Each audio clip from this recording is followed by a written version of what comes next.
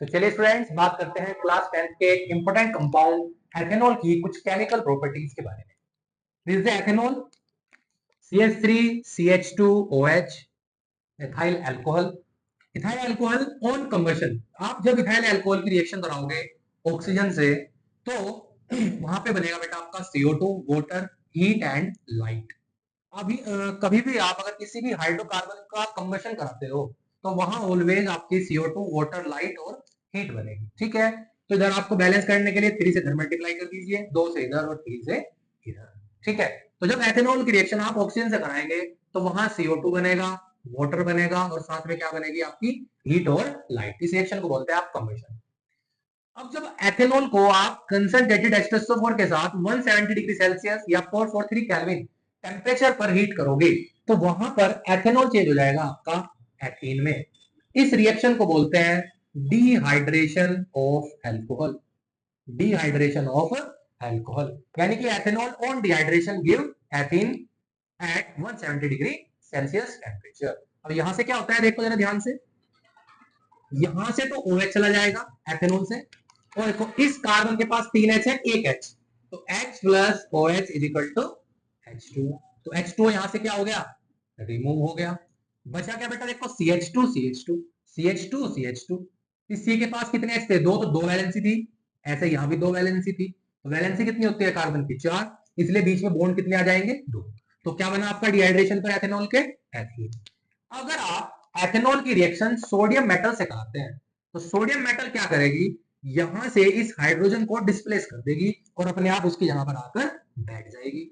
अब आपको पता है हाइड्रोजन जो निकलेगा वो हमेशा किस फॉर्म में निकलेगा, H2 की फॉर्म में। तो H चला गया किसकी फॉर्म में, H2 की, Na यहां पर जुड़ गया, this is a sodium ethoxide.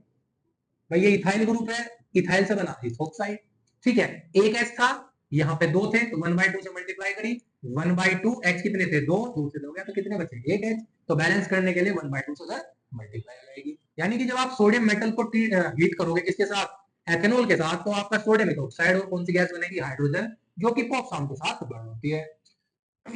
अब एसिडिफाइड K2Cr2O7 यानी acidified potassium dichromate and alkaline K1O4 यानी पोटेशियम परमैंगनेट, ये दोनों ही ऑक्सीडाइजिंग एजेंट होते हैं, यानी कि आपके ऑक्सीडेशन के लिए ऑक्सीजन को प्रोवाइड कराते हैं। तो कभी भी अगर एथेनॉल को इसके साथ ट्रीट किया जाए, इन दोनों में से कोई भी दे सकता है, तो वो हमेशा क्या करेगा, इसका ऑक्सीडेशन करेगा। और एथेनॉल का जब ऑक्सीडेशन होता है तो उसे बदल देता है एथेनोइक एसिड में। अब ये कैसे होगा देखो जरा ध्यान से, आपको एथेनॉल से यहां से देखिए H2O निकलता हुआ दिखाई दे रहा होगा, देखो H2O चला गया बाहर, आपके पास क्या बचा CH3C और एक H बचा। तो यहां पर 2 ऑक्सीजन आपको चाहिए, तो CH3C 2 ऑक्सीजन और साथ में एक H, तो एथेनॉल किसमें कन्वर्ट हो जाएगा आपका एथेनोइक एसिड में। इसी तरह जब आप एथेनॉल की रिएक्शन कराओगे एसिटिक एसिड यानी एथेनोइक एसिड से in the presence of concentrated H2SO4, तो यहां से आपका जाएगा OH एथेनॉल का और एसिड का जाएगा H, तो क्या बाहर हो गया H2O, बचा क्या CH3C, और साथ में CH3CH2 बोले तो C2H5। This is a ethyl acetate, ये एक एस्टर होता है। क्योंकि इस रिएक्शन में एस्टर का फॉर्मेशन हुआ इसलिए इस रिएक्शन को बोलते हैं हम एस्ट्रिफिकेशन। और जब ये रिएक्शन होती है तो यहां से फ्रूटी यानी फ्रूट लाइक स्मेल आती है, फ्रूटी लाइक स्मेल। ठीक है, तो ये रिएक्शन फ्रूटी लाइक स्मेल आती है, इस रिएक्शन को बोलते हैं आप एस्ट्रिफिकेशन। काफी इंपोर्टेंट रिएक्शन है।